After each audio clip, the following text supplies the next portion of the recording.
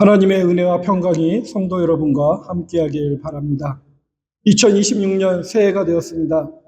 우리 먼저 새해 인사를 다 함께 나누었으면 좋겠습니다. 앞뒤 좌우에 계신 분들과 새해 인사를 나누길 바랍니다. 새해 복 많이 받으십시오. 새해 하나님의 복 많이 받으시길 바랍니다. 2026년은 병호년이라고 해서 말의 해라고 합니다. 그래서 새해 모든 세상 사람들은 그 말의 해기 때문에 말처럼 활기찬 한 해가 되길 바랄 것입니다. 끊임없이 달리는 그 근육질의 말처럼 활기차게 움직이는 역동적인 생명력인 넘치는 2026년이 되길 바랄 것입니다.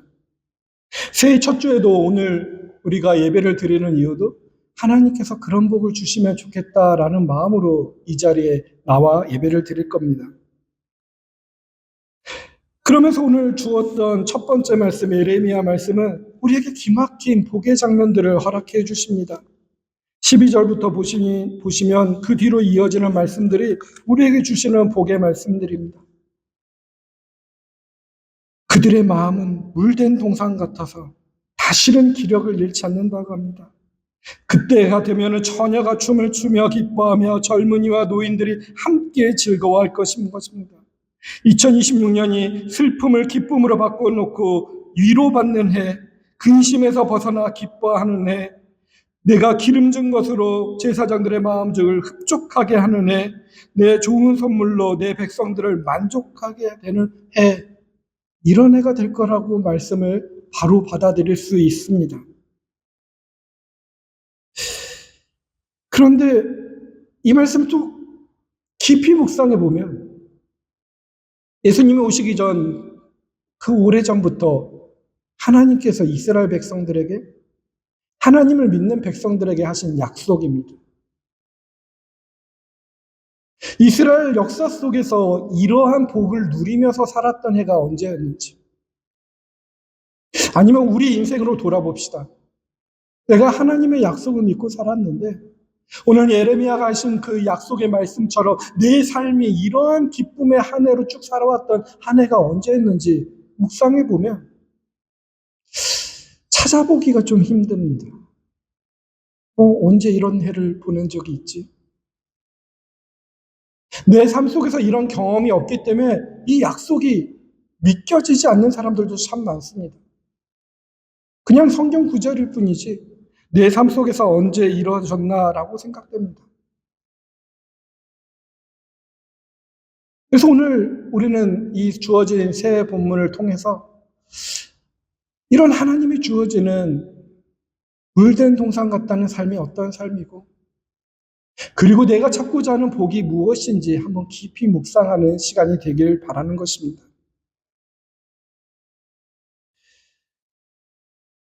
우리가 생각해야 될 복에 대해서 좀 생각해 봐야 될 것인데요.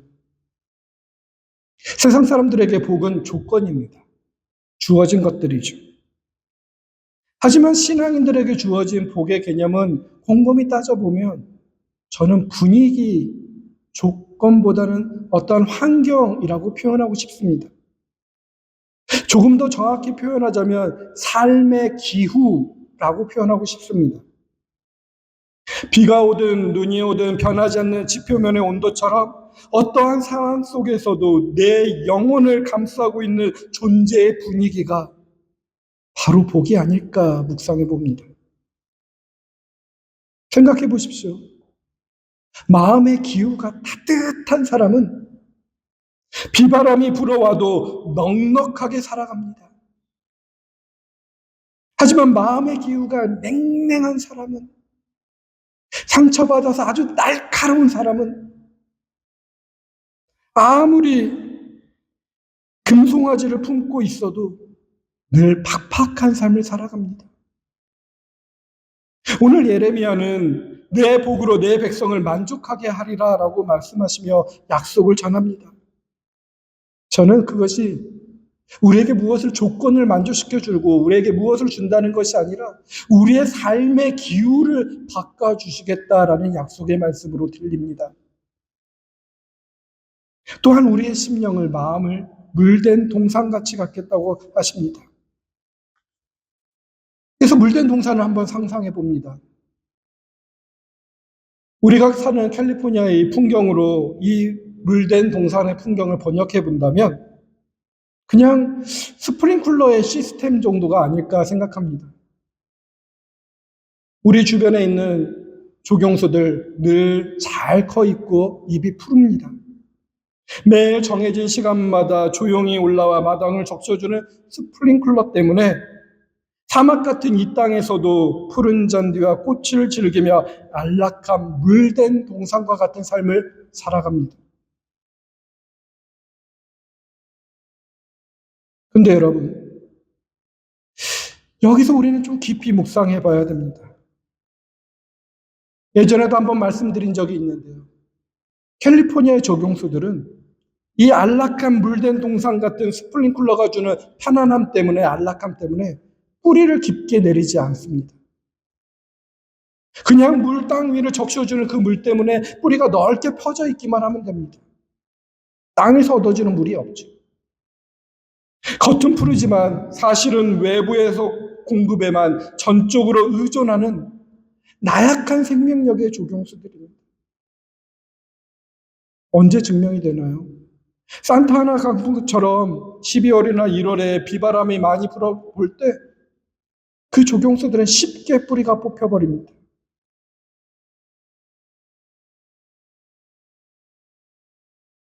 근데 이러한 삶이 우리의 인생 속에서도 동일하게 작동되는 것 같습니다. 시스템에 만족하다 보니까 오늘날 우리의 환경 속에서도 많은 문제가 생깁니다. 캘리포니아가 비가 없이 그냥 풍족한 삶을 살다가 예상치 못하는 비가 많이 내리면 배수하지 못해서 큰 홍수의 피해를 입습니다. 또한 전기도 풍족하게 쓰다가 최근에 샌디에고의 속에서 전기가 끊기자마자 교차로에서 전기차 3대가 멈춰서 버렸답니다. 그리고 아무도 그것을 해결하지 못하니까 그 주변의 일대가 다 마비가 되어버리는 아주 블랙아웃 상태가 되었다고 합니다. 이런 삶들을 생각해 보면 평온했던 우리의 삶의 스프링클러가 한순간에 멈출 수 있다는 것입니다. 그리고 그렇게 멈추어버리면 우리가 예기치 못하는 영적 블랙아웃이라는 그러한 상황들이 언제든지 찾아올 수 있다는 것입니다. 시스템만 의존하고 있었던 그 얇은 평화는 블랙아웃의 그림자처럼 잠깐만 비춰도 순식간에 우리의 삶은 공포와 갈증으로 변해버릴 수 있다라는 경고로 전 들립니다. 근데 오늘 말씀을 읽어보니 하나님께서는 우리가 그저 스프링클러의 물줄기만 만족하는 나약한 조경수로 살아가는 것에 머물지 않고 하나님이 선하신 계획 안에 속에서 통곡의 골짜기에서도 마르지 않는 진짜 물된 동산으로 만드시는 것이라 묵상이 됩니다. 이제 우리 얕은 집 표면의 안락함을 넘어 어떠한 블랙아웃 속에서도 길어 올릴 수 있는 영혼의 지원 안반수에 뿌리를 내리는 작업을 오늘 말씀을 통해 묵상해 보고자 합니다. 저는 이 영적인 블랙아웃이라는 것을 단어를 생각하면서 아주 힘든 순간에 서 있는 사람들을 생각해 봤습니다. 지금 다행히 우리 교회 성도들은 그렇게까지 영적인 블랙아웃 상태에 있는 분은 없을 것 같지만 우리의 삶 속에 한 번 정도는 있었을 것입니다. 그리고 우리 주변에 그러한 이웃들이 있을 것입니다. 그때 삶의 시스템이 멈춰진 사람들이 어떤 사람들인가 했더니 예레미야 8절에서는 그들의 명단을 이렇게 말합니다. 땅끝 맨 끝에 있는 사람들입니다. 그들 가운데는 눈먼 사람도 있고요. 다리를 저는 사람도 있고요. 임신한 여인과 해산한 여인도 있는데 그들의 큰 무리를 이루었다고 표현합니다. 그리고 돌아옵니다. 그들은 스스로의 힘으로 광야를 건널 수 없는 사람들입니다. 그 광야 같은 삶 속에서 벗어날 의지도 가질 수 없는 사람들입니다. 그냥 가장 먼저 블랙아웃의 피해자가 될 수밖에 없는 연약한 자들입니다. 근데 하나님의 선하신 계획은 이처럼 연약한 자들의 행진을 이루게 합니다. 강력한 군대의 행진이 아닙니다. 앞을 못 보고 다리를 절며 아이를 품에 안은 채 신음하는 이들의 느긋한 걸음부터 하나님의 선하신 계획이 이루어진다고 합니다. 흥미로운 것은 9절의 묘사입니다. 그들이 눈물을 흘리면서 돌아온답니다. 아니 7절의 앞에서 보면 기뻐 노래하고 찬송하라고 선포하셨는데 정작 돌아오는 이들의 얼굴에는 눈물이 가득합니다. 어떤 눈물이었을까요? 다양한 의미가 섞였을 것입니다. 예기치 못한 비극이 일상의 스프링클러를 멈춰버렸을 때 우리의 영혼이 겪어야 했던 그 처절한 갈증과 상처가 여전히 그들에게 남아있을 수도 있어서 흘리는 눈물일 수도 있고요. 한 번도 희망이라는 것을, 소망이라는 것을 품지 못하고 답답하게 살아갔는데 소망의 빗줄기 하나를 봤으니 기쁨의 눈물일 수도 있을 것입니다. 그러나 중요한 것은 그들에게 닥친 현실은 그냥 단순히 지표면에 물이 마른 것이 아니라 삶의 기후 자체가 절망으로 얼어붙은 상태였다라는 것입니다. 근데 이 연약한 자들의 눈물과 비명을 넘어서 본문 12절은 물된 동산이라는 눈부신 약속을 하나님께서 하고 계신 것입니다. 그런데도 또 애매한 것은 혹시 성경에 있으면 이 예레미야서 말씀을 한번 펴보시고 오늘 주어진 약속의 말씀 또 다음 구절에 나와 있는 15절을 보십시오. 15절에 보면은 라헬의 여인의 통곡이 나옵니다. 라헬이 그 자식 때문에 예곡하는 것이라 그가 자식이 없어서 위로받기를 거절하는도다라고 써져 있습니다.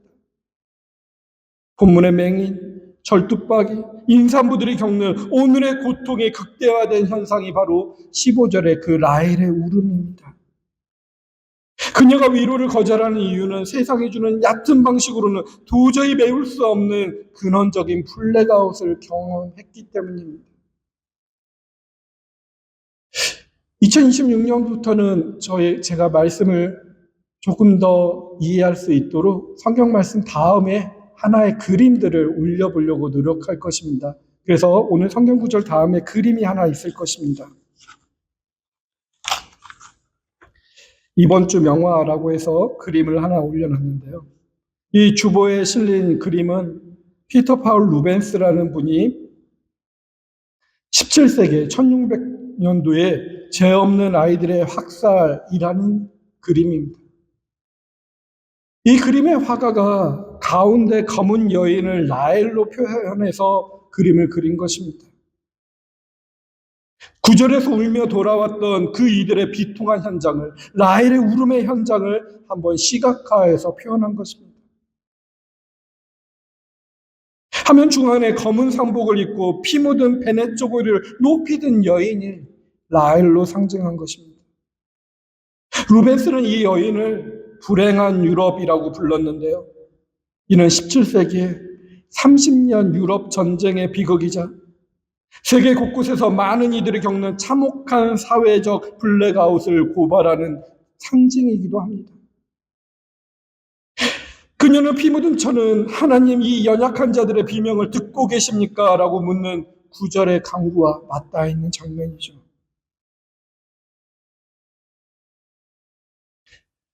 이 그림을 통해서 한번 묵상해 보십시오. 라헬의 통곡과 본문의 연약한 이들이 흘리는 눈물은 우리에게 중요한 질문을 던지는데요. 그들에게 필요한 복이 단순히 양떼나 송아지 같은 물질적인 보상일까요? 자식을 잃은 라헬에게 걷지 못하는 절뚝박에게 재산 증식은 거짓 희망일 뿐입니다. 그들에게 진짜 필요한 것은 슬픔의 분위기가 기쁨의 분위기로 바뀌는 존재의 변화일 뿐인 것입니다. 죄책감과 죽음의 기후가 물러가고 하나님의 용서와 생명의 기후가 그들의 영혼을 덮기를 원하는 그러한 근원적인 기쁨이 필요했던 것입니다. 라헬의 통곡과 연약한 이들의 눈물은 우리에게 가르쳐 줍니다. 우리가 그동안 의지해왔던 스프링클러에 같은 안락함은 이런 거대한 슬픔의 파도 앞에서 얼마나 나약한지를 보여줍니다.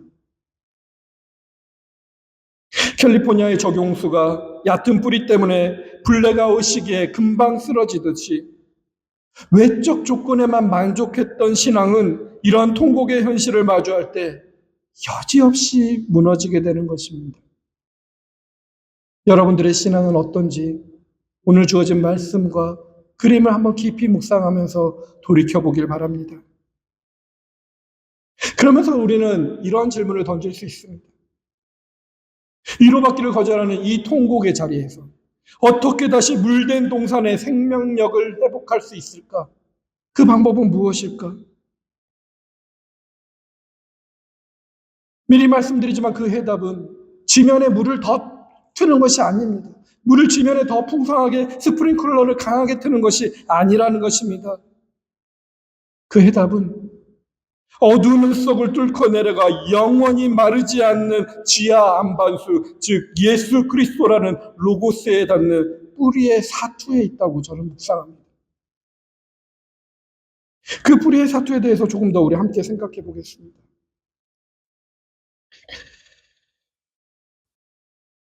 지금 이 라헬처럼 그리고 이 절망하는 사람들에게 얻어지는 것에 그 통곡하는 사람들에게 주어질 때 그들에게 필요한 것은 소나기와 같은 잠깐의 비가 아닙니다. 정말 광야입니다. 그런 곳 속에서 정말로 필요한 것은 어떤 가뭄에도 말라 비틀어지지 않는 근원적인 생명력이 필요한 것입니다.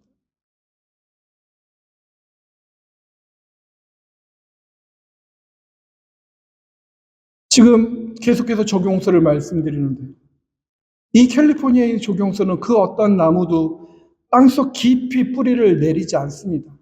땅속 깊은 데에서 있는 물을 끄집어 올리는 조경수가 없다라는 거죠. 그저 지표면에 있는 나무에서 풀어냅니다.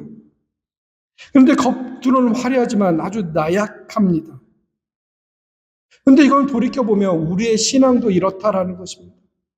평온한 일상 가운데 속에서 큰 문제 없는 가운데 속에서 우리가 주어진 이 시스템 안에서 얕은 뿌리로만 신앙을 의존하고 있는 모습이 우리에게 있다라는 것입니다. 근데 이러한 현실 속에서 우리가 어떻게 살아남아야 될까요? 이 수천 년 전에 이스라엘 백성들이 사막 같은 현실에 살고 광야 같은 곳에 살고 있어도 이 물된 동산이라는 것을 상상할 수 있었습니다. 정말 이 광야에 물된 동산이 있었습니다. 어떻게 그런 것이 가능했냐면 그 물된 동산을 이룰 수 있는 카나트라고 불리는 그러한 시설이 하나 있었습니다.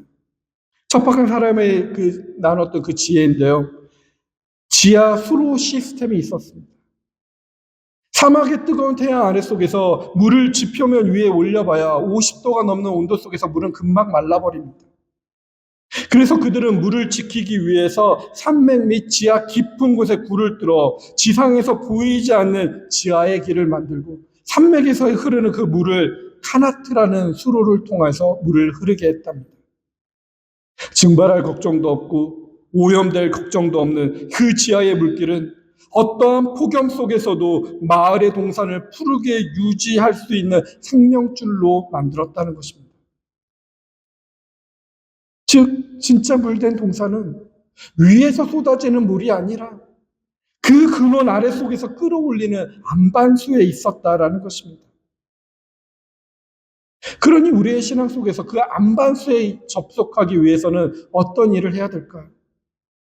우리 존재가 뿌리 내리는 일에 깊이 신경 써야 된다는 것입니다. 근데 뿌리 내리는 일이 쉬운 일일까요?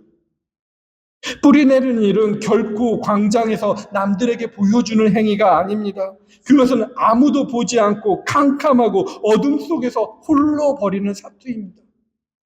여러분들이 홀로 기도하고 홀로 말씀 보고 홀로 하나님과 관계를 더욱더 친밀하게 만들기 위해 하는 모든 일들이 포함된 것입니다.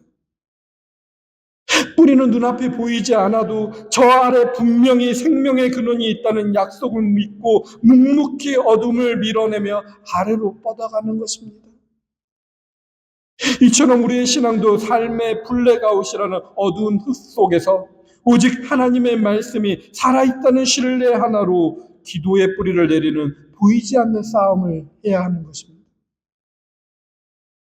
이렇게 깊은 곳에 뿌리를 내린 사람은 비로소 보이지 않는 삶의 자산을 소유하게 됩니다. 우리가 불행한 것은 물질이 적어서가 아니라 감사와 자족감이라는 영적 자산이 고갈되었기 때문입니다. 뿌리가 깊은 사람은 1년에 하루를 몰아 살지 않습니다. 예수님이 가르쳐 주신 일용할 양식의 원리처럼 오늘 지금 여기에서 하루치 감사로 내 영혼을 채워갈 때 그 풍족감이 쌓여 우리의 존재의 기후가 바뀌게 되는 것입니다. 마음의 기후가 바뀌게 되는 것입니다. 영혼의 기후가 바뀌게 되는 것입니다. 따뜻한 빛의 사람, 따뜻한 물의 사람, 따뜻한 생명의 사람이 되는 것입니다. 그런 사람은 양떼와 송아지가 없어도 찬송할 수 있는 넉넉함을 가질 수 있습니다. 그러니 그 존재로 바꿀 수 있는 지하 안반수로 우리를 닿아야 됩니다. 그 안반수가 무엇일까요? 아까도 말씀드렸던 것처럼 예수 그리스도입니다.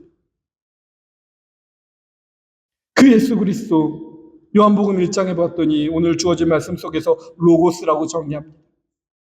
로고스는 단순히 말이 아니라 이 세상을 지탱하는 근본 원리이자 지혜, 그리고 변하지 않는 진리를 뜻합니다. 그런데 그 거대한 우주 원리였던 분이 육신이 되어 우리 가운데 오셨답니다. 우리의 인간의 본성으로 오셨습니다. 즉 하나님의 선하신 계획은 저 멀리 있는 것이 아니라 라헬이 통곡하고 있는 이 땅, 연약한 자들이 통곡하고 있는 이 땅, 하나님 앞에 한반수에 그 뿌리를 내리지 못하는 우리 모두를 위해 그 땅으로 연약한 육신 한복판으로 직접 찾아오셔서 우리와 일치를 이루고 있다고 합니다. 그분의 초대에 우리는 반응해야 됩니다. 우리가 이 로고스라는 안반에 반응했을 때, 접속되었을 때 우리는 단순히 정보를 얻는 것이 아니라 존재 자체가 생명력으로 충만해지는 은혜 위에 은혜를 경험하게 될 것입니다.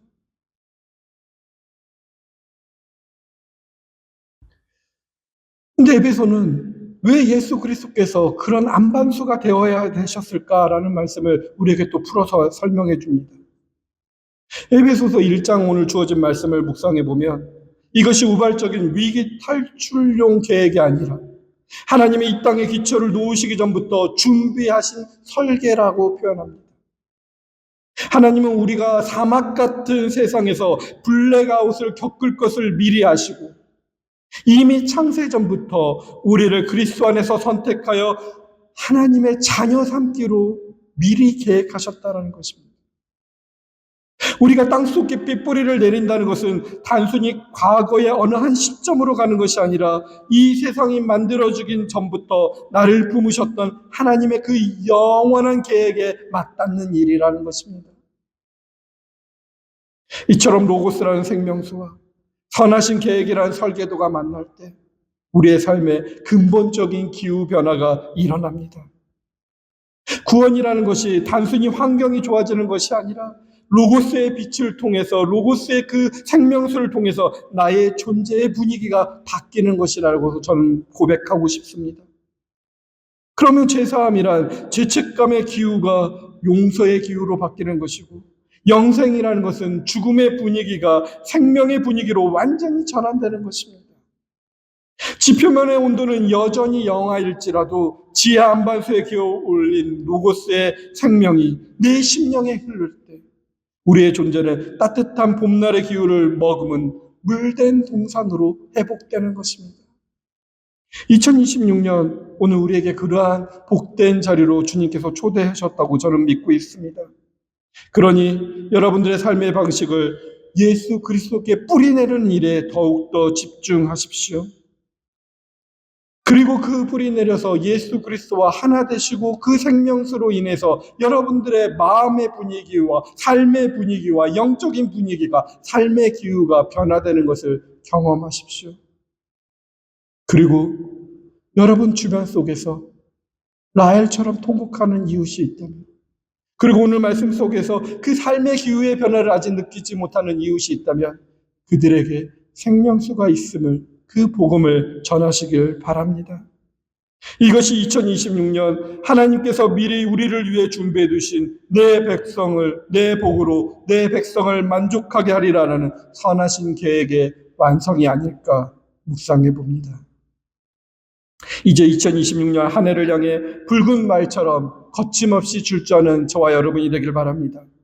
그러나 그 질주의 힘은 지표면의 화려함이 아니라, 안락함이 아니라, 평안함이 아니라, 보이지 않는 어둠 속에서 그리스도께 닿는 여러분의 깊은 뿌리에서 나와야 함을 잊지 마시길 바랍니다. 어떠한 블랙아웃과 강풍 속에서도 마르지 않는 물된 동산의 평화를 누리며 오늘 하루를 천국으로 만들어가는 존귀한 하나님의 자녀들로 승리하시기를 주님의 이름으로 축원드립니다.